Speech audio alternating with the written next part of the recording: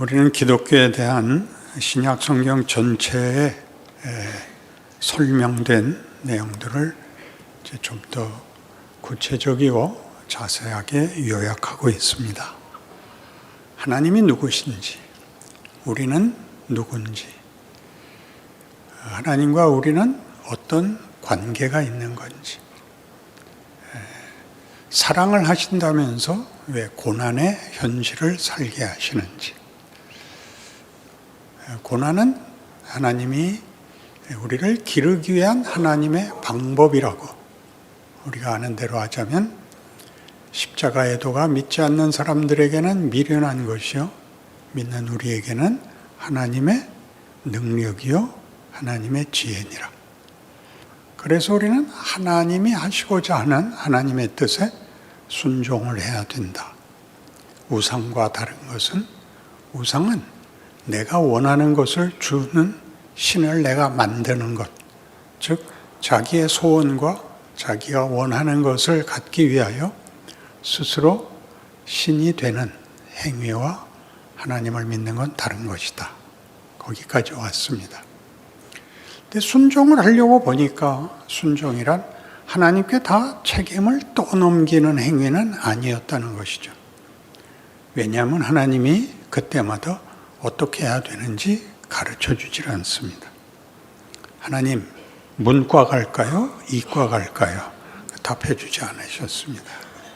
어느 교회를 나갈까요? 누구랑 결혼할까요? 이런 일들에 다 답이 없습니다. 많이 기도해야 되지만 결국 자기가 선택하고 자기가 선택해놓고 많이 기도했으니까 하나님의 뜻일 거라고 그렇게 믿고 시작을 하고 나중에 잘못했는기에 비어는 모두가 한 번씩 겪는, 그럼 하나님은 왜 그때 분명하게 안 하셨을까? 이런 일들이 현실입니다. 그래서 우리가 선택을 해야 된다면 마땅히 지혜가 있어야 되고, 지혜란 분별이죠. 근데 분별을 하려면 경험이 있어야 되고, 우리의 기대는 예수를 믿으면 지옥 갈 자리에서 천국을 가게 되고, 죄를 짓던 자리에서 용서를 받아 거룩한 자가 되는 것이 시간과 무관한 즉각적인 어떤 답을 기대하는데, 하나님은 그 사이를 이렇게 오래 살게 하시고, 그리고 답답하게 하시고, 그리고 심지어 체념하게 하시고, 분노하게 하시고, 원망하게 하시고, 당황하게 하십니다. 그래서 구원이라는 것 자체에 우리 한국 교회의 수준은 성경이 얘기하는 걸 아직 다 담지 못한 것 같습니다. 약도를 그려주는데 이렇게 그린 것과 같죠. 남포교회를 찾아가려면 어떻게 하면 되나? 강남역, 지하철 강남역에서 테헤란로를 따라서 쭉 가면 있다. 그놈의 쭉이 얼마나 되는지를 모르고 내가 바로 가고 있는지를 가르쳐 알게 하려면 중간중간에 랜드마크를 하나씩 찍어줘야 됩니다. 최소한 현대백화점이라도 찍어주고, 삼성동, 결정적으로 종합운동장 맞은편, 이렇게 돼야 되죠. 설교하면서도 교회를 선전하시는 이게 없이 여기서 출발이 있고 천국을 간다는 목적지도 아는데 가운데 약도는 쭉 밖에 없단 말이죠. 모르겠으면 기도해, 모르겠으면 더 많이 해 라는 것으로 약도구실을 못하고 있는 것입니다. 그래서 구원을 논하는데 우리가 제일 많이 쓰는 예수를 믿으면입니다. 예수가 오셔서 우리를 구원한다는 성경의 설명은 구체적으로 무엇일까요? 오늘 본 본문과 같이 17절 이하의, 로마서 5장 17절 이하의 대비는 아담 안에서 죽은 자가 예수로 말미암아 생명을 얻게 됐다. 이렇게 둘을 대비하고 있는 것입니다. 죄와 사망 아래 있던 자들을 예수로 말미암아 은혜와 생명의 자리로 바꿔놨다. 이게 구원입니다. 그러니까 이 대비를 보통은 죄인이었는데 십자가의 대속으로 죄를 사함받고 이제 하나님의 자녀가 됐다라고들 잘 이해하고 있지만, 지금 본문이 하고 싶은 얘기는 뭐냐면 세상이 달라졌다, 그런 얘기입니다. 내가 속한 세상이 달라졌다. 어떻게 달라졌냐면 예수가 오시기 전에는 우리는 죄와 사망이라는 질서와 그 운명을 벗어날 길이 없었는데, 예수가 오심으로써 죄와 사망이 질서이고 운명이었던 세계를 은혜와 생명으로 바꿔놨다, 이런 뜻입니다. 그 로마서 6장 6절로 넘어오시면 그걸 둘을 이렇게 대조합니다. 6장 6절, 우리가 알거니와 우리의 옛사람이 예수와 함께 십자가에 못 박힌 것은 죄의 몸이 죽어 다시는 우리가 죄에게 종노릇 하지 아니하려 함이니, 이는 죽은 자가 죄에서 벗어나 의롭다 하심을 얻었음이라. 만일 우리가 그리스도와 함께 죽었으면 또한 그와 함께 살 줄을 믿노니, 이는 그리스도께서 죽은 자 가운데서 살아나셨으며 다시 죽지 아니하시고 사망이 다시 그를 주장하지 못할 줄을 알미로라. 그가 죽으심은 죄에 대하여 단번에 죽으시며 그가 살아계심은 하나님께 대하여 살아계심이니, 이와 같이 너희도 너희 자신을 죄에 대하여는 죽은 자요 그리스도 예수 안에서 하나님께 대하여는 살아있는 자로 여길지어다. 보통은 이걸 어떻게 읽냐면, 그러니까 다시는 죄를 생각지도 마라. 하나님만 생각해라. 죄 짓지 말고 살고 하나님을 따라 의와 진리의 거룩한 생활을 해라. 이렇게 이해하는데, 여기서 말하는 죄와 은혜, 죄에 대하여 죽는다 라는 것은 죄는 이제 너와 상관이 없다. 죄라는 것으로는 너희가 어떤 규칙도 어떤 판단도 받지 않는 존재가 됐다, 그런 뜻입니다. 죄를 묻지 않는다. 그 의아로운 표정을 짓는 게 맞습니다. 왜냐하면 이 일이 얼마나 성경 전체에 중요한 개념을 만들기 위해서 역사적으로 제시되고 있는지, 로마서 4장 6절에 가시면 믿음으로 말미암는 구원을 설명하기 위해서 아브라함의 믿음을 인용하고 다윗의 은혜를 인용하는데, 다윗에게 은혜를 베풀었다는 게 무슨 말이냐면 6절, 일한 것이 없이 하나님께 의로 여기심을 받는 사람의 복에 대하여 다윗이 말한 바, 그 은혜는 공짜다 이거죠. 값없이 받는 건데, 뭘 값없이 받냐 하면 불법이 사함을 받고 죄가 가리어짐을 받는 사람들은 복이 있고, 주께서 그 죄를 인정하지 아니할 사람은 복이 있도다. 죄를 회개하면 용서를 받는 게 아니라 죄를 묻지 않기로 했다는 겁니다. 그게 은혜입니다. 죄를 물어보지 않기로 했다. 그러면 뭐 정신이 하나도 없죠. 왜냐하면 우리의 가치 판단은 범죄와 의로운 행위가 분명하게 둘이 대척점에 있고, 어느 한쪽을 지워버려 갖고는 다른 한쪽도 성립되지 않기 때문입니다.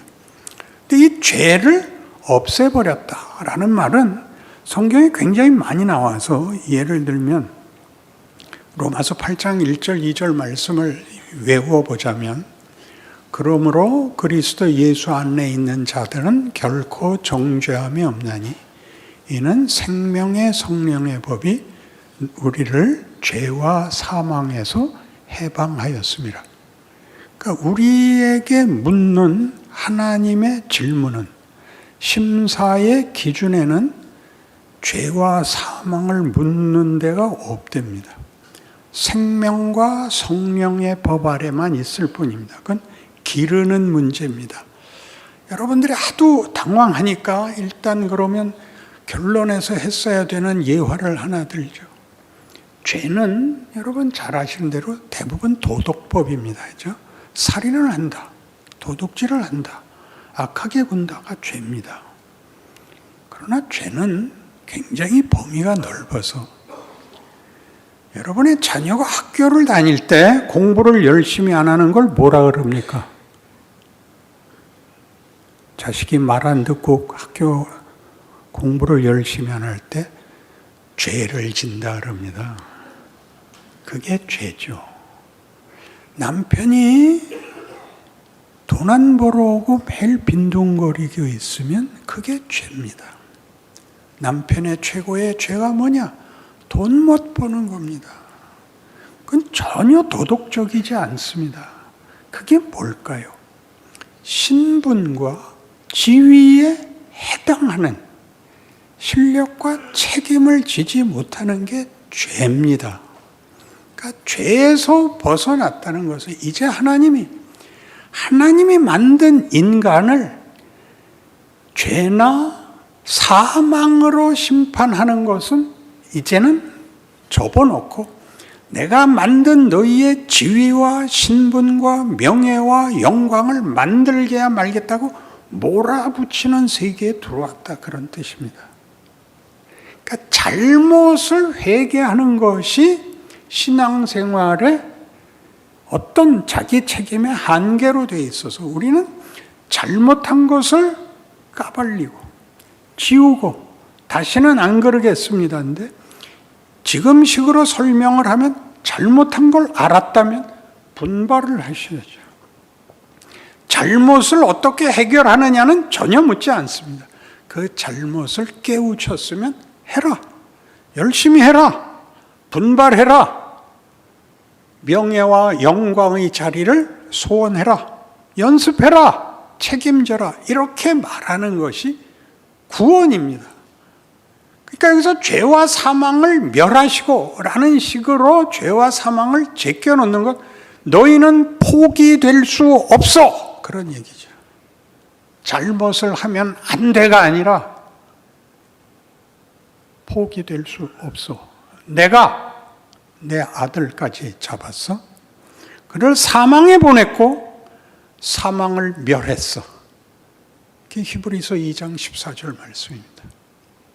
주께서 사망으로 사망을 멸하십니다. 사망이라고 생각했던 하나님에게서 도망간 자리까지, 나를 도망가면 내가 너희를 버리겠다까지 이제 지워버린 거죠. 도망갈 데 없다 너희 죽어도 죽지 못한다. 그게 기독교가 말하는 구원입니다. 천국을 간다는 것으로 그 과정에 있는, 천국이라는 데는 시간과 공간 속에서 하나님이 역사 속에서 궁극적으로 이룰 목적의 어떤 내용을 이렇게 다 함께 종합한 단어이기 때문에 장소적으로, 환경적으로 모든 고난에서 도망가는 식으로 천국을 논하는 것은 현실을 사는 신앙인들에겐 굉장히 곤란합니다. 그건 방향이고 목표입니다. 그러나 그 약속의 장소에는 우리가 완성되어야 들어갑니다. 조건과 자격으로가 아니라 목적으로 그렇습니다. 목적으로. 은혜를 주신 목적은 하나님이 우리를 놓지 않겠다는 것이고 예수 그리스도에게서 보인 대로 너희를 만들겠다는 것입니다. 에베소 4장 13절 식으로 얘기하면 그리스도 예수의 장성한 분량이 충만한 데까지 가라, 이렇게 되는 거죠. 말이 무섭게 나올까요? 복된 약속인데. 근데 우린 지우다가 전평생을 기도를 할 게 회개밖에 없단 말이에요. 회개만 해갖고는 너무 레파토리가 부족하니까 이제 선교사 얘기하는 거예요. 그런 식으로 기도하지 말란 말이에요. 내 더하게 했습니다.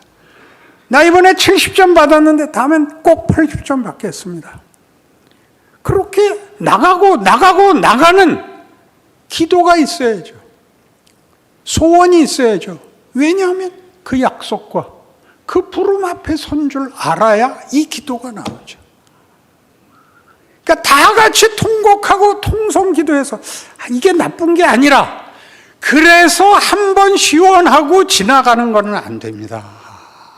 그건 절대 안 됩니다. 그건 아무런 다음 단계를 준비하지 못합니다. 목욕탕 가서 때 밀고 나온 것 같습니다. 그렇게 하지 마시고 분발을 하시라고요. 더 가야 된다는 걸 알아야 된다고요. 그래서 얼마나 놀랍냐 하면 고린도전서 15장 15절 이하에는 사망을 조롱하는 선언이 있습니다. 사망아, 너의 쏘는 것이 어디 있느냐? 사망아, 너의 이기는 것이 어디 있느냐? 사망에 쏘는 것은 죄요, 죄의 권능은 율법이라. 우리 주 예수 그리스도로 말미암아 이김을 주시는 우리 하나님께 감사하노니 그러므로 사랑하는 형제들아 견실하며 흔들리지 말고 주의 일에 더욱 힘쓰는 자들이더라. 여기서 주의 일은 전도도 아니고 봉사도 아니고 여러분이 자라가야 되는 것입니다. 부모가 자식에게 원하는 것 유명한 사람이 되는 것도 아니고 돈을 버는 것도 아니고 자식이 훌륭해지는 것입니다.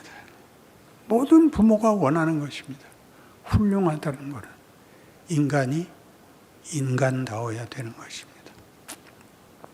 하나님이 원하는 것입니다.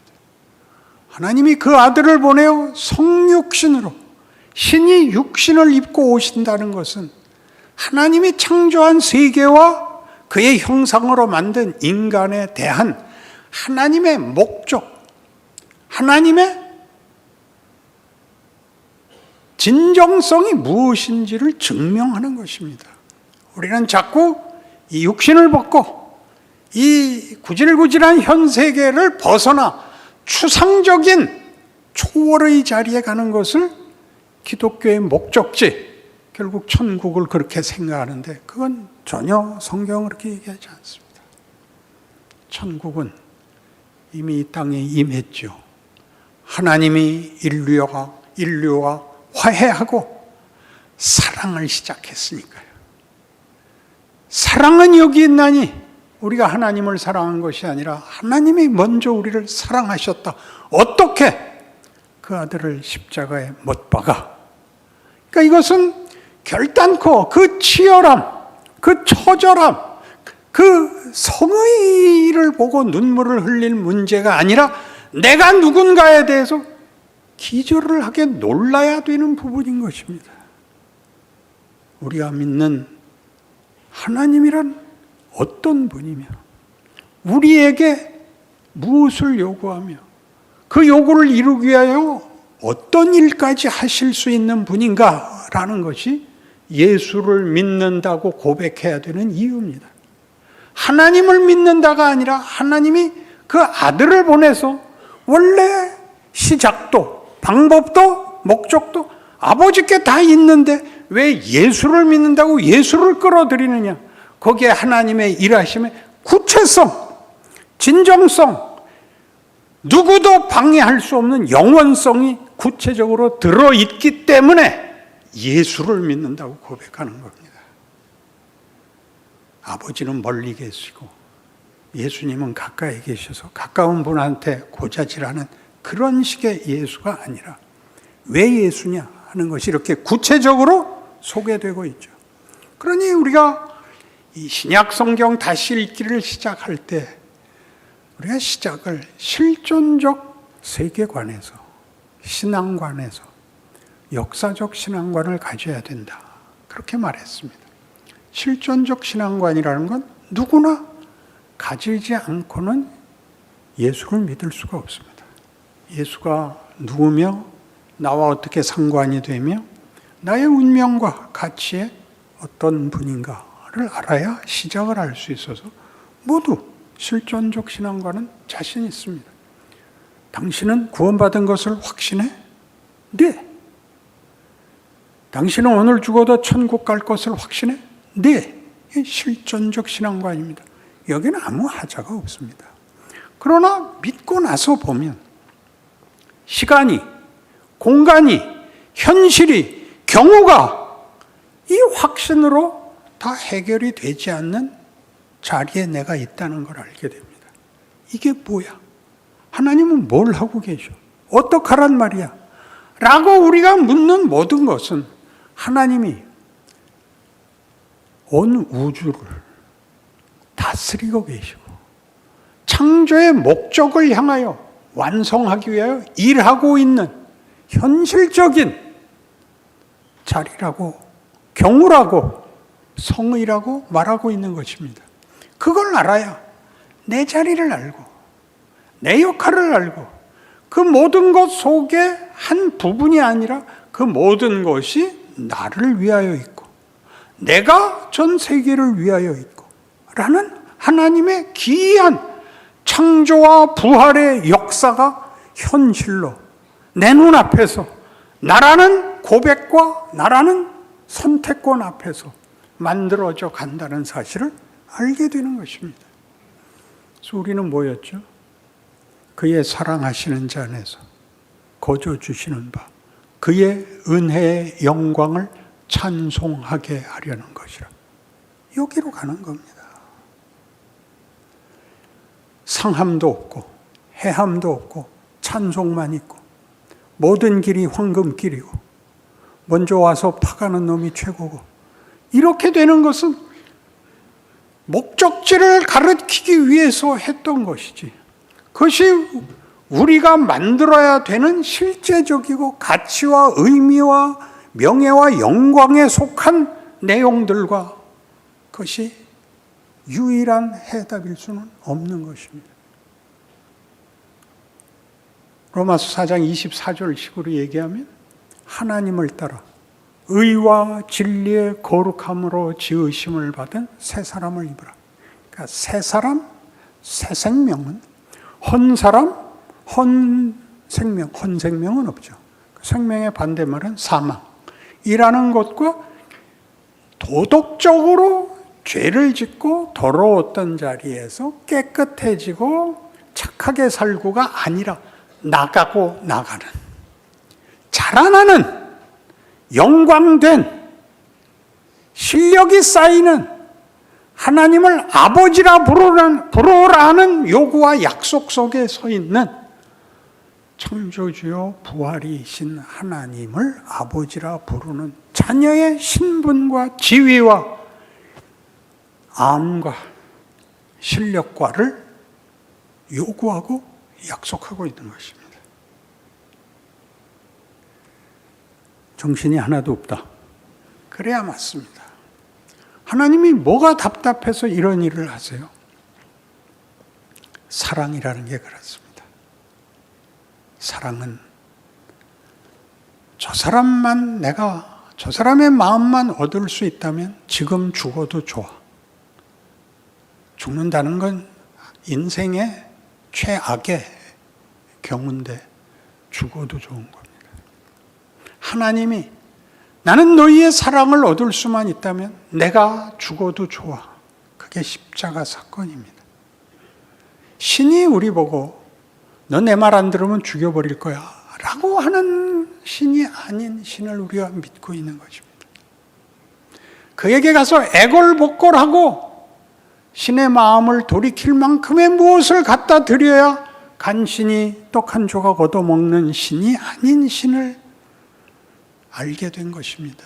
아니, 그 신이 나를 그의 자식으로 만들어 놓은 것입니다. 만드는 것은 태어나면 책임이 끝나는 것이 아니라 길러야 되고 가르쳐야 되고 속을 채워야 된다고 우리 인생 속에서 경험하듯이 하나님이 그 긴 시간을 이렇게 힘을 다하여 우리에게 기회를 주시고 붙잡으시고 가르치시고 격려하십니다. 에베소서에는 이런 하나님의 일하심이 어디까지 가야 되느냐 하는 것이 여러 번 충만이라는 이름으로 등장합니다. 교회는 그의 몸이니 만물 안에서 만물을 충만케 하시는 이의 충만이니라. 여기서 교회는 신자들입니다. 우리는 예수 그리스도의 충만이 됩니다. 예수님은 우리가 없이는 혼자는 충만하시지 않겠답니다. 에베소서 3장 14절 이하에 가면 이렇게 나옵니다. 집에 가셔서 에베소서 1장에 제가 인용한 부분이나 3장 부분을 찾아보시면 이렇게 되어 있습니다. 이러므로 내가 하늘과 땅에 있는 각 족속에게 이름을 주신 아버지 앞에 무릎을 꿇고 비노니 그의 영광의 풍성함을 따라 그의 성령으로 말미암아 너희 속 사람을 능력으로 강건하게 하시오며 믿음으로 말미암아 그리스도께서 너희 마음에 계시게 하시옵고 너희가 사랑 가운데서 뿌리가 박히고 터가 굳어져서 능히 모든 성도와 함께 지식에 넘치는 그리스도의 사랑을 알고 그 너비와 길이와 높이와 깊이가 어떠함을 깨달아 하나님의 모든 충만하신 것으로 너희에게 충만하게 하시기를 구하노라. 그리고 이렇게 덧붙입니다. 우리 가운데서 역사하시는 능력대로 우리가 구하거나 생각하는 모든 것에 더 넘치도록 능히 하실 이에게 교회 안에서와 그리스도 예수 안에서 영광이 대대로 영원 무궁하기를 원하노라. 아멘. 우리에게 이거 해라 저거 해라 이런 약속 저런 약속으로 하나님이 손을 떼고 있지 않고 이걸 말하고 설득하고 만들기 위해 오늘도 일하고 계십니다. 모세는 물었죠. 아니 그동안 뭐하고 계시다가 이제 나타나셔서 내 나이 80에 뭘 하자고 이제 와서 그동안 뭐 하셨어요? 하나님 뭐라고 대답했다 그랬죠? 나는 스스로 있는 자 아니라 제가 의역했습니다. 나는 하나님이기를 한순간도 멈추지 않는 자니라. 그러니 여러분이 여러분의 인생 속에서 이 정도면 됐다. 이쯤 하고 맙시다. 라고 얘기하는 게 죄입니다. 여러분 자식이 부모 보고 난 대학은 안 갈래요. 그 돈으로 부모님들 여행 다녀오세요. 너 이 새끼 죽을래? 내가 널 삶아 먹으려고 난 줄 알아? 너 보고 돈을 벌어오라 그랬어 임마? 너 잘 되는 것만 보면 난 아무래도 좋아. 부모의 영광은 모든 것을 희생하고 줄 수 있는 자식이 있다는 게 최고의 행복입니다. 그건 고난이 아닙니다. 그건 명예입니다. 자식 잘 되는 거 보는 거 그게 인생의 최고의 복입니다. 하나님의 마음입니다. 하나님이 그러십니다. 오죽하면 아들을 보내시겠습니까? 왜 이런 기독교를 도덕법으로 나누어서 너 그러면 지옥 가. 넌 천당 갈 거야. 이것들은 가운데가 다 없어진다니까요. 그러니까 다음부터는 한 걸음 더 가봐. 내가 뭐라 그랬어요? 얼굴 펴 그랬죠. 웃는 게 그렇게 힘들다니까요. 왜 힘드냐? 현실이 힘들기 때문에요. 방향도 없고 어디까지 왔고 무엇을 해야 되는지도 모르고 선택지도 없고 여러분 다 당황하고 있는 거죠. 그래서 신앙생활의 제일 큰 그 시험이 병이 뭐냐? 체념입니다. 체념. 에이 몰라. 그냥 사는 거지 뭐. 이건 안 됩니다. 내가 어제하고는 다를 거야. 뭐 하라 그랬어요? 웃고 인사하라 그랬죠. 그 말을 들으세요. 정답을 얘기하지 마세요. 상대방의 경우를, 정황을 공감해 주세요. 그게 십자가입니다. 성육신입니다.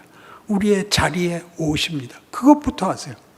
들을 것도 없어 너 빨리 기도원 가. 이걸 뭐라 그런다 그랬어요? 설교한다.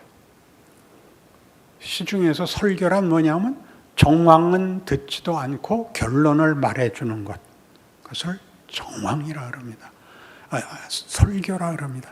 하나님은 설교하시지 않습니다. 우리의 경우에 하소연에 따라 들어오십니다. 같이 가자 하십니다. 그리고 놓아주지 않습니다.